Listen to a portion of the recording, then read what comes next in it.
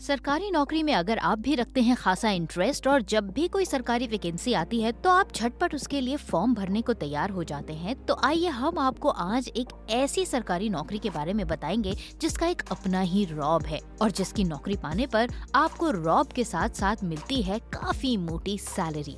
वैसे इस पोस्ट का नाम सुनने में काफी गुजरे जमाने का लगता है, लेकिन यकीन मानिए अगर आपको ये नौकरी मिल गई तो आप समझ लीजिए कि आप हर तरीके से जिंदगी में सक्सेसफुल हो जाएंगे। आज के इस वीडियो में हम आपको बताने वाले हैं क्या होता है तहसीलदार, क्या होती हैं उसकी जिम्मेदारियाँ और किस तरह का एग्जाम होता है तहसीलदार की नौकरी पाने के लिए। आपने मेट्रो सिटीज से हटके दूसरे शहरों में तहसीलदार शब्द को बार बार सुना होगा। ये भारत सरकार की एक ऐसी नौकरी है जिसके तहत अगर किसी की भी नौकरी लगती है तो उसकी नौकरी काफी शानो शौकत और पैसे काफी मोटे माने ही जाते हैं।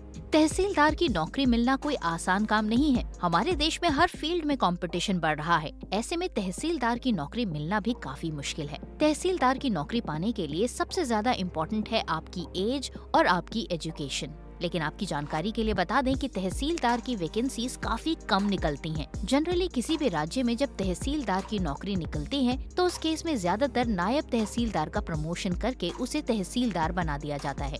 लेकिन कई बार ऐसा भी होता है जब तहसीलदार के पद के लिए सीधी भर्तियां भी की जाती है और उसी के लिए आपको रहना होगा काफी अटेंटिव, क्योंकि इस तरह की नौकरियां काफी मुश्किल से ही निकलती हैं और इस जॉब को पाने के लिए आपको सिविल सर्विस का एग्जाम क्लियर करना होता है और भर्ती की प्रक्रिया हर राज्य की वैकेंसी के मुताबिक ही होती है। लेकिन सबसे इम्पोर्टेंट बात है कि तहसीलदार का काम क्या होता है, आखिर उसे करना क्या होता है।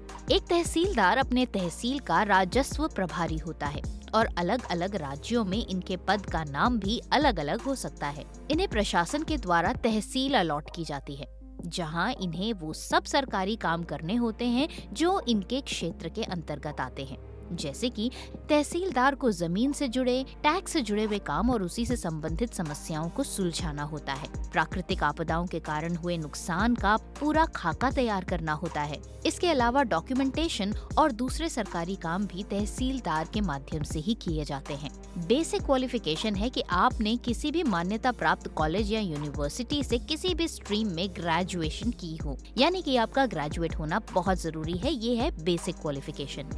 इसके अलावा तहसीलदार को कंप्यूटर की नॉलेज होनी चाहिए और जिस भी क्षेत्र में वो तहसीलदार के लिए अप्लाई कर रहा है वहाँ की क्षेत्रीय भाषा का पूरी जानकारी होनी चाहिए। तहसीलदार बनने के लिए आयु सीमा कम से कम 21 साल और ज्यादा से ज्यादा 40 साल होती है। लेकिन अगर कोई रिजर्व कैटेगरी से है तो उस केस में एज लिमिट में छूट दी जाती है। आइए अब आपको बताते हैं कि तहसीलदार की नौकरी पाने के लिए जो एग्जाम होता है वो किस तरह का होता है। तहसीलदार की नौकरी पाने के लिए स्क्रीनिंग टेस्ट होता है और इसे क्लियर करने वालों को अगले राउंड के एग्जाम में बैठने का मौका मिलता है। इसमें कैंडिडेट से जनरल नॉलेज के करीब 150 मल्टीपल चॉइस क्वेश्चंस पूछे जाते हैं और उसके लिए उन्हें मिलता है 2 घंटे का समय। परीक्षा के रिजल्ट पर डिपेंड करता है कि कैंडिडेट को अगले राउंड के एग्जाम में जाने का मौका मिलेगा या फिर नहीं। अब इसकी मुख्य परीक्षा के बारे में अगर बात करें तो जो भी कैंडिडेट प्री या स्क्रीनिंग टेस्ट क्लियर कर लेते हैं फिर उन्हें मेंस के लिए एग्जाम देना होता है।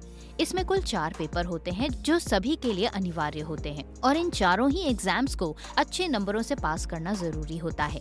इस एग्जामिनेशन में आपने जितने मार्क्स लिए हैं उसके हिसाब से रैंकिंग सुनिश्चित की जाती है, जिसके आधार पर कैंडिडेट्स आगे के राउंड के लिए क्वालिफाई कर पाते हैं। और इसके बाद आता है सबसे इम्पोर्टेंट पार्ट, यानी कि इंटरव्यू राउंड।